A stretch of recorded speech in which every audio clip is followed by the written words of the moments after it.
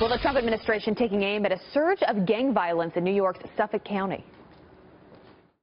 We will prosecute gang members who commit crimes to the fullest extent of the law, and after they've been convicted, if they're not here lawfully, they're going to be deported. So I have a message for the gangs that target our young people. We are targeting you. We're coming after you. Are they being forced to pick up the pieces that were left by former President Obama's weak immigration policies?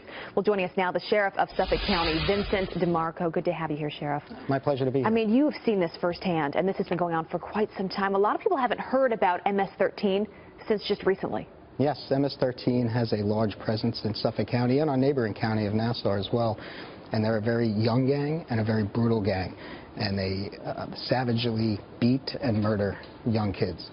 And like I said, this has been going on for some time. Do you think part of it has to do with former President Obama somewhat ignoring how dangerous this actually was? Yes, a lot of this comes out of the Obama administration's unaccompanied minor program, and which was put in place with probably good intentions to assist Central American kids who were trying to escape tough conditions and violent conditions in Central American countries. But now our generosity is being exploited by MS-13 in El Salvador, and they're taking advantage of the loopholes in this law. And when these kids come here and are placed with sponsors in communities like Brentwood and Suffolk County, Freeport and Nassau County, they are required to go into certain immigration proceedings and keep checking in, and if they don't, they're lost. We lose track of them, and there are no consequences for them not doing it. And some are gang members when they come here, and some are recruited when they come here. Is President Trump taking this more seriously? Have you seen any sort of change? Yes, very seriously, and it's a big change in that President Obama didn't see this as a national problem. This is a national problem. Why didn't he, you think?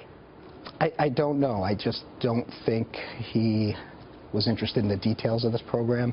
I think he saw that this was going to be a good humanitarian program, but there are always unintended consequences when you don't look at the details and you don't discuss it with local law enforcement. When they've placed over 4,000 unaccompanied children from Central America in Suffolk County, in Brentwood in particular, in the last from 2014 to 2016, never contacted local law enforcement, never contacted the school districts. There's been no consequences for the sponsors of these kids and the kids themselves not checking in and keeping up with their immigration proceedings. And if they follow the program, they can get legal status.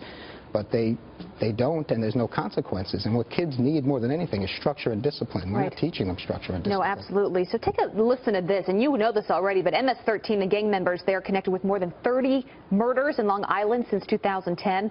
They're believed to be responsible for 15 homicides just in the last 16 months alone in your county of Suffolk.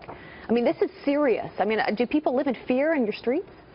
Listen, people are finally talking about it. You know, it's been about 7 years of this, and it comes in waves, and right now we're in a wave of 11 bodies have turned up of young kids, and these crimes and these crimes are committed by young kids who are so desensitized to violence that they're hacking bodies up, knocking the brains out of kids with baseball bats. It's savage. Why? What do they want out of that? That's the MS-13 way. They rule by fear and intimidation. The community is intimidated by them not to talk to the police about what they're seeing in the community, and that's how they extort money from business owners, how they protect territory for drug dealers. And what we're also seeing now, too, we've interviewed a lot of these unaccompanied minors that come in our custody. We're constantly debriefing them. And what we're finding out is that MS-13 actually has a connection to some of the Mexican drug cartels who help smuggle these unaccompanied minors through the corridors that are controlled by the cartels. And this is something that President Trump has said from the beginning he wants to crack down on. What advice do you have for him and for his administration to help you? Well, you know, when Attorney General Sessions came to see us, the thing that I asked for is border security, which I know President Trump and Secretary Kelly are very big on. I don't know if the answer is a wall or more technology, but we have to secure the border because people are exploiting that border. MS-13 has found the loophole. They're sending violent kids to us who are already gang members. 90% of the heroin that comes into this country comes across that southern border, and we have a heroin problem in this country as well. And if they're able to secure the border, this could be trouble. You know, I think people will look back at President Trump that this would be a turning point on the war on crime. Well, we need it. Just horrible, horrible what's going on there. Sheriff, good to have you here. Thanks for breaking that down. Appreciate that.